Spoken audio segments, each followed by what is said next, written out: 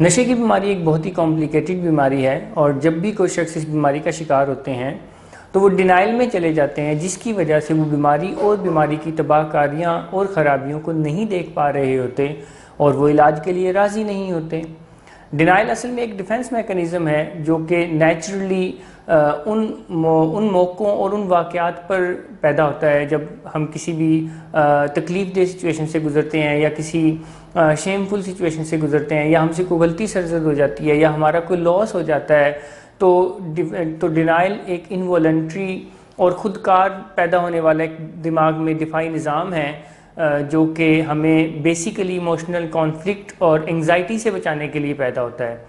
مگر یہی defence mechanism جب نشے کی بیماری کی صورت میں پیدا ہوتا ہے، یعنی جب نشے کی بیماری ہوتی ہے اور اس بیماری کے ساتھ کیونکہ سٹگما اٹیچ ہے، پین اٹیچ ہے، تو اس سٹگما اور پین سے بچانے کے لیے جب یہ ڈینائل پیدا ہوتا ہے تو نقصان ہی ہوتا ہے کہ ہم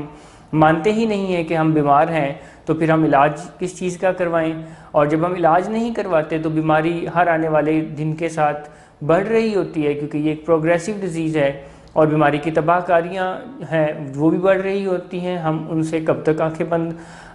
کر سکتے ہیں۔ سو اس کے پھر نقصانات ہوتے ہیں، اور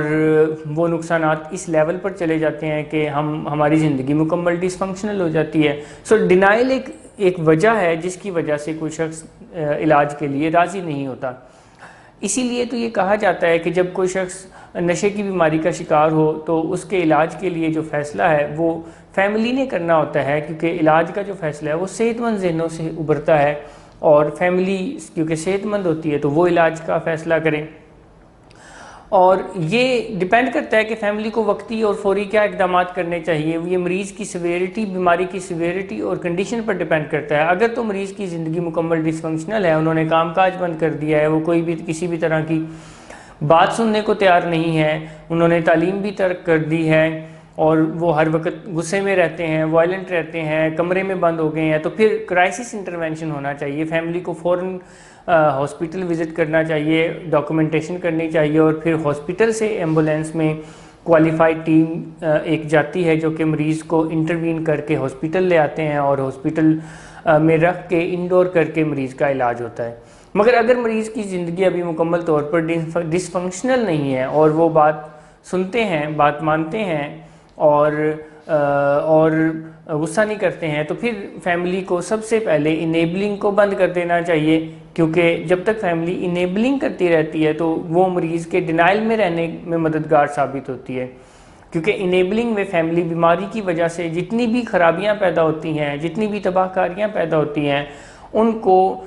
سمیٹتے رہتے ہیں، ان کو ٹھیک کرتے رہتے ہیں، اور ان کی انٹینشن یہ ہوتی ہے، ان کا خیال یہ ہوتا ہے کہ مریض ایک دن ہماری اس محبت اور شفقت کو دیکھے گا اور وہ ریئلائز کرے گا کہ کوئی مسئلہ ہے اور وہ ٹھیک ہو جائے گا، جو کہ حقیقت کے بالکل برعکس ہے، کیونکہ لوگ بیسیکلی اپنی غلطیوں کی خرابیوں کو دیکھ کر ریئلائز ہوتے ہیں، اپنی بیماری کی تباہ کاریوں کو دیکھ کر ریئلائز ہوتے ہیں، جو کہ انیبلنگ بند کر کے ہی مریض تک پہنچائی جا سکتی ہے، کہ جب فیملی انیبلنگ کرنا بند کر دیتی ہے تو وہ بیماری کی تباہ کاریاں مریض تک جانا شروع ہو جاتی ہے۔ اور اسی کے ساتھ ساتھ فیملی کو پرووکنگ بھی بند کر دینی چاہیے، اور مریض کے ساتھ گاہے بگاہے جب بھی موقع ملے یہ بات چیت کرتے رہنا چاہیے کہ ان کی ان حرکتوں کی وجہ سے یا ان کی اس بیماری کی وجہ سے وہ کس تکلیف اور اذیت سے گزر رہے ہیں، اور یہ جتنی زیادہ دفعہ کرتے رہیں، جتنا بار بار کریں گے اتنا زیادہ افیکٹو ہوگا اور اتنا زیادہ مددگار ثابت ہوگا مریض کے ڈینائل سے نکلنے میں۔ اس کے ساتھ ساتھ بیماری کے بارے میں بھی زیادہ سے زیادہ علم حاصل کرتے رہیں، کیونکہ فیملی جتنا زیادہ بیماری کے بارے میں علم حاصل کرتے ہیں اتنا انہیں پتہ چلتا ہے کہ نشے کے مریض کے ساتھ کیا کرنا ہے اور کیا نہیں کرنا ہے۔ یہ کچھ چیزیں ہیں جو اقدامات ہیں جو کہ کر کے فیملی مریض کو علاج میں لا سکتے ہیں، یا انہیں علاج کے لیے راضی کر سکتے ہیں، یا کم از کم ان کو ٹھیک ہونے میں ان کی مدد کر سکتے ہیں۔ تھینک یو ویری مچ، اللہ حافظ۔